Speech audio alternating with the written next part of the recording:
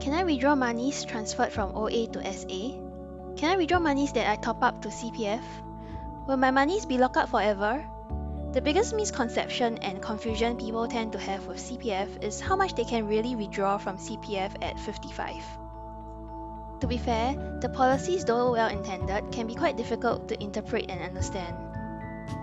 I hope this video will help to clear your doubts as I summarize the various withdrawal rules.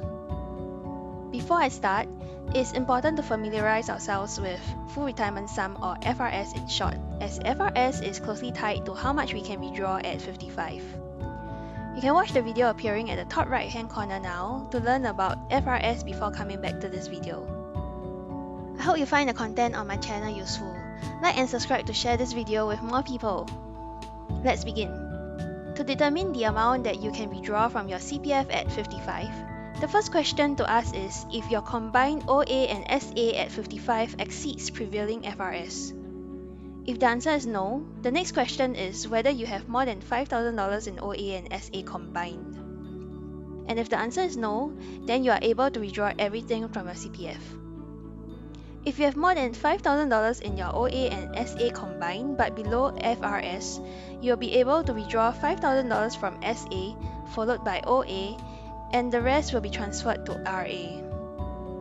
On the other side of the flowchart, if your combined OA and SA at 55 is more than the prevailing FRS, you can withdraw the balance in OA and SA after FRS is set aside in RA. I personally find this the only single rule you need to remember.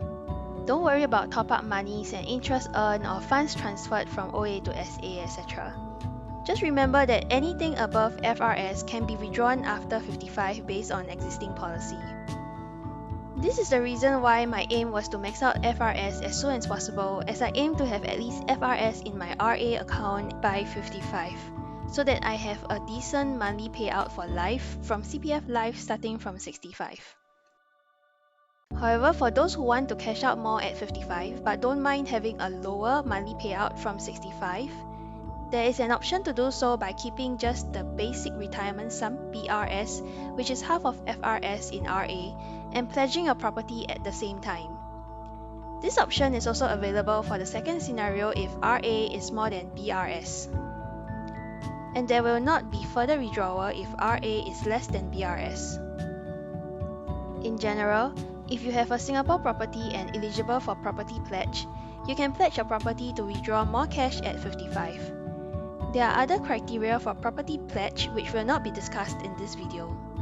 If you do not meet the criteria for property pledge, there will be no further withdrawal allowed. Before we move on to the next step, let's understand an important term called the reserved amount and how do we get this figure. Reserve amount refers to the amount of cash top-ups to your SA via RSTU and interest earned from it. You can find it on the home page when you log in to your CPF account via a web browser. Click on View Amount Reserved in your account and a pop-up will appear showing you your current reserve amount in SA. Moving back to our flowchart, if reserve amount is less than BRS, additional amount that can be withdrawn equals RA minus BRS.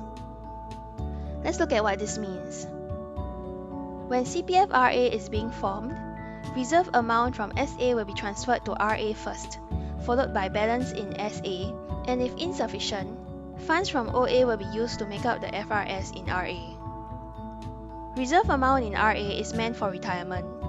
For example, funding of CPF Life at 65 and hence cannot be withdrawn at 55.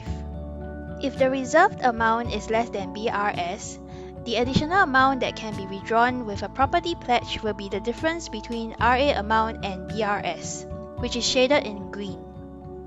However, if the reserve amount is more than BRS, the additional amount that can be withdrawn with a property pledge will be lesser, which is the difference between RA amount and reserve amount, shaded in green. I hope that this clarifies the complicated topic of how much we can withdraw from our CPF at 55. Remember that while you can withdraw more cash from RA by pledging your property, you are setting aside a smaller BRS in RA at 55. This means that your monthly payouts at 65 from CPF Life will be lesser. If you'd like to see more examples on this topic, do Do subscribe and look out for my next video, which I will share with you some case studies to illustrate the concept. See you in the next video.